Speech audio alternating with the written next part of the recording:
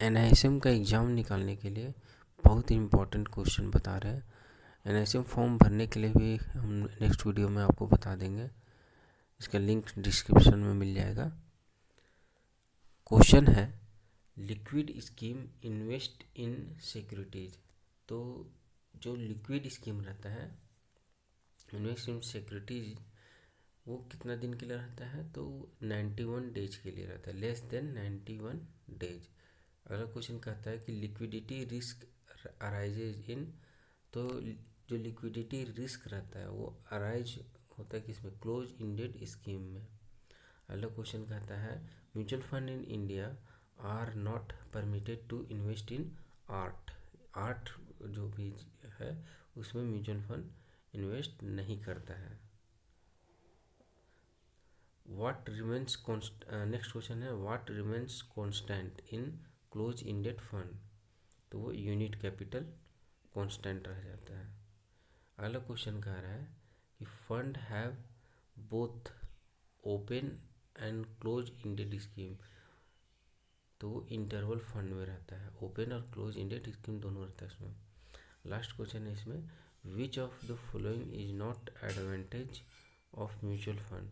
तो tailor made portfolio, ये जो टेलर मेड पोर्टफोलियो है is not advantage of mutual fund. ठीक है।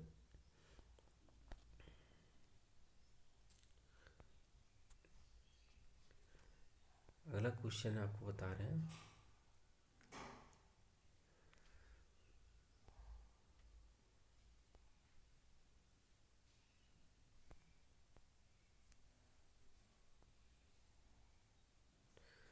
क्वेश्चन है, the most appropriate measure of return for the scheme in existence of several years is.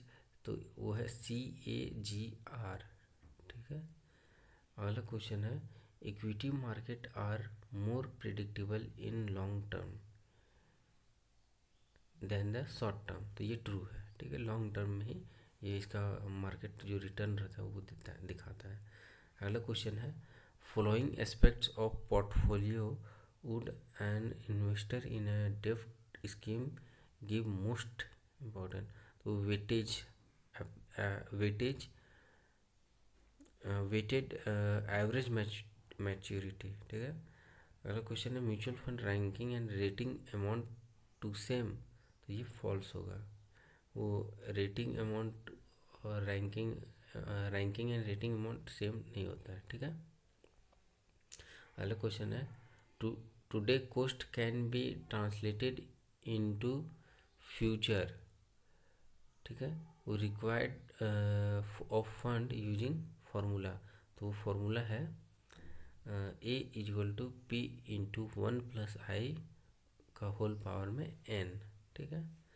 अगला question है, providing funds for a daughter marriage is. तो वो daughter marriage के लिए है फाइनेंशियल गोल। ठीक है, उसको फाइनेंशियल गोल बोला जाता है। इन्वेस्टर, अगला क्वेश्चन है, investor can get into long term investing commitment in.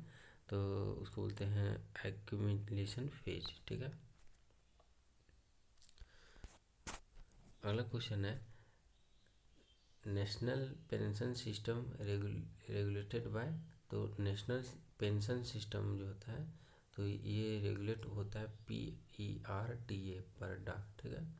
अगला क्वेश्चन है, arbitrage funds are not meant for equity risk exposure. तो ये ट्रू होगा। अगला क्वेश्चन है, ratio calculated based on churning trading of the portfolio by mutual fund scheme called portfolio turnover ratio. ठीक है। अगला क्वेश्चन कहता है कि long term gilt fund will done when interest rates core expected to decline. तो ये true होगा, interest rate अगर घटेगा तो बॉन्ड प्राइजेस बढ़ेगा। ठीक है। अगला क्वेश्चन है, risk appreciation of investors is assessed through. तो वो रिस्क प्रोफाइल से, जो उसका इन्वेस्टर का क्या रिस्क प्रोफाइल रहेगा। अगला क्वेश्चन है, asset allocation that is worked out for an investor based on risk portfolio is called strategic asset allocation. ठीक है, अगला क्वेश्चन है young well settled unmarried individual would be equity, तो उसका 80% होगा और मैरिड का 40% होगा। रिस्क जो इसका रिस्क बोलते हैं, जैसे रिस्क पोर्टफोलियो, इसका 80% रहेगा। ठीक है।